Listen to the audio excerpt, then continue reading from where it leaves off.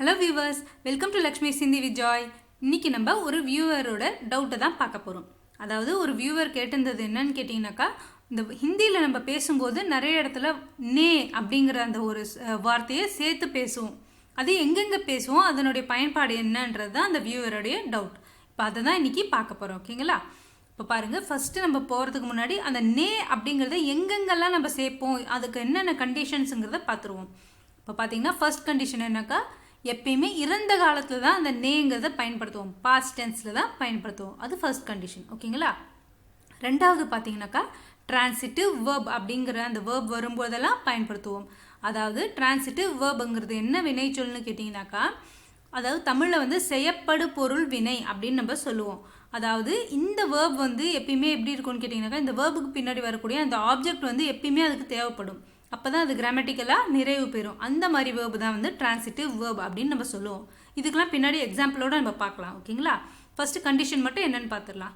இதுக்கு எக்ஸாம்பிள் வந்து right, want, cave, by, இது எல்லாமே அதுக்காக சொல்லப்படக்கூடிய எக்ஸாம்பிள்ஸ். ஓகேங்களா? அடுத்த கண்டிஷன் என்னென்னு பார்த்தீங்கன்னாக்கா, ஒரு வாக்கியம் இருக்குனாக்கா அந்த வாக்கியத்தில் வந்து நீங்கள் வந்து எந்த ஒரு வாக்கியமாக இருந்தாலும் என்ன அப்படிங்கிற ஒரு சொல்ல நீங்கள் கொஷின் கேட்கும்போது என்னன்னு கேட்கக்கூடிய மாதிரி அந்த வாக்கியம் அமைஞ்சிருக்கணும். இல்லைனா யார் அப்படின்னு கேட்கக்கூடிய மாதிரி அந்த வாக்கியம் அமைஞ்சிருக்கணும். அந்த மாதிரி இருந்ததுனாக்கா நம்ம நேன்றதை பயன்படுத்துவோம். ஓகேங்களா? ஃபோர்த் வந்து என்னென்னாக்கா எக்ஸப்ஷனல் கேசஸ்ன்றது பின்னாடி பார்க்கலாம். ஓகேங்களா? இது எல்லாமே லைனாக பார்க்கலாம். இப்போ ஃபஸ்ட்டு பாருங்கள், இங்கே வந்து ரகு நே பேஜா பத்ர அப்படிங்கிறது தமிழில் என்னன்னாக்கா ரகு கடிதம் அனுப்பினான் அப்படிங்கிறது, ரகு சென்ட் எ லெட்டர் அப்படிங்கிறது. இப்போ பாருங்கள், இந்த வாக்கியத்தில் பார்த்தீங்கன்னாக்கா இது பாஸ்ட் ஃபர்ஸ்ட் கண்டிஷன் என்னது, பாஸ்ட் டென்ஸாக இருக்கான்னு பார்ப்போம் இல்லையா? இது பாஸ்ட் டென்ஸாக பாருங்கள், அனுப்பினான் அப்படின்னாக்கா பாஸ்ட் டென்ஸ் தான், அது முடிஞ்ச செயல், அதனால இது ஃபர்ஸ்ட் கண்டிஷன். ஓகே. ரெண்டாவது என்னன்னாக்கா டிரான்சிட்டிவ் வேர்ப் அப்படிங்கிறது, அதாவது இங்கே பாருங்கள் சென்ட் அப்படிங்கிறது, அனுப்பினான் அப்படிங்கிறது சென்ட் அப்படிங்கிறது பார்த்தீங்கன்னா இந்த வேர்புக்கு வந்து பின்னாடி ஆப்ஜெக்ட் கண்டிப்பாக தேவைப்படுது இல்லையா? இந்த சென்ட்டுங்கிறது டிரான்சிட்டிவ் வேர்ப் தான். ஓகேங்களா? அது ஓகே ஆயிடுச்சு. இப்போ மூணாவது கண்டிஷன் என்னன்னாக்கா வாட் இல்லைனா ஹூ, இது ரெண்டுமே நம்மளால் கேட்க முடிகிற மாதிரி இருக்கணும். அதாவது இப்போ பாருங்கள், ரகு கடிதம் அனுப்பினான் அப்படிங்கிறதுல வந்து யார் கடிதம் அனுப்புனாங்க அப்படின்னு நம்ம கேட்க முடியுமா இல்லையா? இதில் யார் அப்படின்ற கொஷனுக்கு ஹூ அப்படிங்கிறதுக்கு ஆன்சர் இருக்கா? ரகு அப்படிங்கிறது ஆன்சர் இருக்குது. அப்போ இந்த ஹூ அப்படிங்கிறதுக்கு நம்மளுக்கு சாட்டிஸ்ஃபை ஆயிடுச்சு. இந்த கண்டிஷன் பாருங்கள், வாட் அப்படிங்கிறது ரகு என்ன அனுப்பினான், என்ன அப்படின்னு நம்மளால் கேட்க முடியுதுங்களா? அப்போ அதுவும் ஓகே. ரகு என்ன அனுப்பினான், ரகு கடிதம் அனுப்பினான். அதனால இப்போ இங்கே என்ன யார் இது ரெண்டுமே நம்மளால் கேட்க முடியுது. அப்போ இங்கே நம்ம நே பயன்படுத்த முடியும் அப்படிங்கிறது தான் இங்கே கண்டிஷன். ஓகேங்களா? இப்போ பாருங்கள், ரகுனே அப்படிங்கிறது ரகு அப்படிங்கிறதுக்கு தான், வெறும் அந்த இங்கே நே நம்ம சேர்த்துட்டாலும் இங்கே ரகு அவ்வளோதான் அதுக்கு அர்த்தம். ஓகேங்களா? ரகுனே அப்படின்னா ரகு. பேஜா அப்படிங்கிறது அனுப்பினான் அப்படின்னு அர்த்தம். பத்ரு அப்படின்னாக்கா கடிதம், லெட்டர் அப்படிங்கிறதுக்கு பத்ரு அப்படின்னு நம்ம சொல்லுவோம். ஓகேங்களா?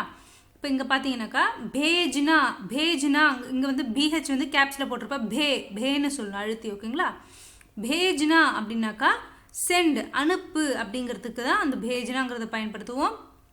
இங்கே பாருங்கள், பேஜா பத்ரு அப்படின்றது அனுப்பினான், கடிதம் அனுப்பினான் அப்படின்றதுக்கு பயன்படுத்துகிறோம். ஓகேங்களா? அடுத்தது பாருங்கள், இந்த கண்டிஷனில் பாருங்கள், சித்தார்த் நே தியா பேக் அப்படிங்கிறது, சித்தார்த் கேவ் தி பேக் அப்படின்னு சொல்கிறதுக்கு சித்தார்த் பையை கொடுத்தான் அப்படின்னு நம்ம இங்கே பயன்படுத்துகிறோம். இப்போ இங்கே கண்டிஷன் பாருங்கள், இங்கே யார் கொடுத்தா அப்படின்னு பார்த்தீங்கன்னாக்கா சித்தார்த் கொடுத்தான், பையை சித்தார்த் கொடுத்தான், யார் அப்படின்னு நம்மளால் கேட்க முடியுதுங்களா? அதுக்கு ஆன்சரும் கிடைக்குதுங்களா இல்லையா? அப்போ சித்தார்த் கொடுத்தான், இது யார், ஹூ அப்படிங்கிறது சாட்டிஸ்ஃபை ஆயிடுச்சு. ரெண்டாவது கண்டிஷன் பாருங்கள், வாட் அப்படின்னு நம்ம கேட்க போகிறோம். சித்தார்த் என்ன கொடுத்தான், வாட் அப்படின்னு கேட்க முடியுது இல்லைங்களா? என்ன அப்படின்றதுக்கு வாட் இங்கே கேட்க முடியுதா? சித்தார்த் பையை கொடுத்தான் அப்படின்னு சொல்ல முடியுது இல்லைங்களா? அதனால் இங்கே வந்து ஹிந்தியில் சித்தார்த் நே அப்படின்னு நம்ம இங்கே பயன்படுத்தலாம். அதுதான் கண்டிஷன். ஓகேங்களா? இப்போ பாருங்கள், இது பாஸ்ட் டென்ஸ். இன்னொரு விஷயம், கொடுத்தான் அப்படிங்கிறது பாஸ்ட் டென்ஸ் அப்படின்றதுனால இறந்த காலம் அப்படிங்கிறதுனால இங்கேயும் நே பயன்படுத்த முடியும். இந்த கண்டிஷனும் சாட்டிஸ்ஃபை ஆயிடுச்சு இல்லையா? இப்போ பாருங்கள், சித்தார்த் நே சித்தார்த், தியா அப்படின்னாக்கா கொடுத்தான், பேக் அப்படிங்கிறது பையை அப்படிங்கிறது. ஓகேங்களா? இங்கே பார்த்தீங்கன்னா தே அப்படிங்கிறது கிவ், கொடு அப்படின்னு அர்த்தம். இந்த கிவ் அப்படிங்கிறது தான் இங்கே தியா அப்படின்றத நம்ம சொல்கிறோம். தே அப்படிங்கிறது தியா அப்படின்றது பாஸ்ட் டென்ஸ்க்கு ஆகிடும். ஓகேங்களா? சித்தார்த்னே தியா பேக், சித்தார்த் பையை கொடுத்தான். அடுத்தது பாருங்க, இந்த கண்டிஷனில் உங்களுக்கு டிஃப்ரென்ஸ் தெரியும். நான் பள்ளிக்கு சென்றேன் அப்படின்றது மே ஸ்கூல் கயா தா அப்படிங்கிறது வரும். ஓகேங்களா? இங்கே மே அப்படிங்கிறது நான், ஸ்கூல் அப்படிங்கிறது பள்ளி, கயா தா அப்படின்றது சென்றேன். I went to school. இப்போ இங்கே பாருங்கள், இது சென்றேன் அப்படிங்கிறது பாஸ்ட் டென்ஸ். ஓகே, ஃபஸ்ட்டு இந்த ரெண்டு கண்டிஷன் சாட்டிஸ்ஃபை ஆகுதா பாருங்கள். ஹூ அப்படிங்கிறது யார் பள்ளிக்கு சென்றது அப்படின்னு கேட்க முடியுது, அதுக்கு ஆன்சரும் வருது. நான் பள்ளிக்கு சென்றேன்றது வருது. அந்த ஹூ அப்படிங்கிறது சாட்டிஸ்ஃபை ஆயிடுச்சு. ரெண்டாவது கண்டிஷன் பாருங்கள், வாட் அப்படிங்கிறது வருதா பாருங்கள். நான் என்ன சென்றேன்னு வருதா, இந்த கேள்வியே வருமா நம்மளுக்கு. நான் என்ன சென்றேன், என்ன அப்படிங்கிறது இங்கே வராது இல்லையா. அதுக்கு பதிலாக வேர் அப்படிங்கிறது வரும். எங்கு சென்றேன் அப்படிங்கிறது தான் வரும். அதனால இந்த வாட் அப்படிங்கிற கண்டிஷன் சாட்டிஸ்ஃபை ஆகாததுனால இங்கே நே வராது. ஓகேங்களா? நம்மளுக்கு ரெண்டு கண்டிஷனுமே அட் அ டைமில் சாட்டிஸ்ஃபை ஆகணும். ஹூ வாட் இது ரெண்டுமே சாட்டிஸ்ஃபை ஆனதா, இதில் ஏதாவது ஒன்று நம்மளுக்கு வரலன்னா கூட அது செட் ஆகாது. ஓகேங்களா? இது இந்த கண்டிஷனுக்கு சொல்கிறேன். ஹூ வாட் அதாவது நான், யார், என்ன ரெண்டுமே. நான் பள்ளிக்கு சென்றேன் அப்படிங்கிறது ஐ வென்ட் டு ஸ்கூல். ஓகேங்களா? மே ஸ்கூல் கயா தா. அடுத்தது பாருங்கள், மேனே பிரியாணி பக்காயி அப்படிங்கிறது நான் பிரியாணி சமைத்தேன். ஐ குக்டு பிரியாணி அப்படின்றது. இப்போ பாருங்கள், இங்கே வந்து இது சமைத்தேன் அப்படிங்கிறது இறந்த காலத்தை குறிச்சிடுச்சு. பின்னாடி வரக்கூடிய கண்டிஷன் வந்து ஹூ வாட் இது ரெண்டுத்தையும் பார்ப்போம். யார் பிரியாணி சமைத்தது கேட்க முடியுது, அதாவது நான் பிரியாணி சமைத்தேன் ஆன்சரும் வந்துடுச்சு அதுக்கு. அப்போ ரெண்டாவது கண்டிஷன் பாருங்கள், வாட் அதாவது நான் என்ன சமைத்தேன் அப்படின்னு கேட்க முடியுது இல்லைங்களா. நான் பிரியாணி சமைத்தேன், அந்த வாட்டும் கண்டிஷனும் சாட்டிஸ்ஃபை ஆயிடுச்சு. அப்போ ஹூ வாட் ரெண்டுமே இங்கே சாட்டிஸ்ஃபை ஆயிடுச்சு, பாஸ்ட் டென்ஸும் ஆயிடுச்சு. அதனால் இங்கே இந்த நான் அப்படிங்கிற இடத்துக்கு மே அப்படின்றதுக்கு பக்கத்தில் நேன்றதை ஆட் பண்ணலாம். மேனே பிரியாணி பக்காயி அப்படிங்கிறது. பக்காயி அப்படின்னாக்கா சமைத்தேன். ஓகேங்களா? ஐ குக்டு பிரியாணி. இப்போ பாருங்கள், இந்த எக்ஸப்ஷனல் கேசஸ்லாம் இப்போ பார்க்கலான்னு சொன்னோம் இல்லையா, இதுதான் அந்த வார்த்தை. இந்த 6 வார்த்தைகள் இருக்குது பாருங்கள். இந்த 6 வார்த்தைகள் கூட நே வரவே வராது. இது இந்த கேசஸ் ஞாபகம் வச்சுக்கணும், இந்த 6 வார்த்தைகள் மட்டும். ஓகேங்களா? இப்போ பாருங்கள், ஃபஸ்ட்டு போல் அப்படிங்கிறது. போல் அப்படின்னாக்கா பேசு. இதனுடைய எக்ஸாம்பிள்ஸும் பின்னாடி பார்க்கலாம் நம்ம. ஓகேங்களா? போல்னாக்கா பேசு. அடுத்தது பூல் அப்படின்னாக்கா இங்கே பிஹெச் வந்து அழுத்தி சொல்லணும். பூல் அப்படின்னாக்கா மறத்தல், மறந்து விடுதல் அப்படின்னு மறந்துடுறோம் இல்லையா, அந்த மறக்கிறதுக்கு தான் அந்த பூல் அப்படிங்கிறது. லா அப்படிங்கிறது கொண்டு வா, கொண்டு வர்றது அப்படின்னு நம்ம சொல்கிறோம் இல்லையா, அந்த லா அப்படிங்கிறது கொண்டு வா அப்படிங்கிறது. லக் அப்படிங்கிறது என்னன்னாக்கா படுதல் இல்லைன்னா தோன்றுதல். அதாவது எப்படின்னாக்கா இப்போது எங்கேயாவது நம்ம விளையாடிட்டு இருக்காங்கன்னு வச்சுக்கோங்க பசங்க, ஐயோ பட்டுடு போகுது அப்படின்னு நம்ம சொல்லுவோம் இல்லையா, அடிபட்டுரும் அப்படின்னு நம்ம சொல்லுவோம் இல்லையா, அந்த அடிப்படுதல் இல்லைன்னா ஓ மேலே பட்டுற போகுது அப்படின்னு நம்ம சொல்லுவோம் இல்லையா, அந்த படுதல் அப்படிங்கிறதுக்கு இந்த லக் சொல்லுவாங்க.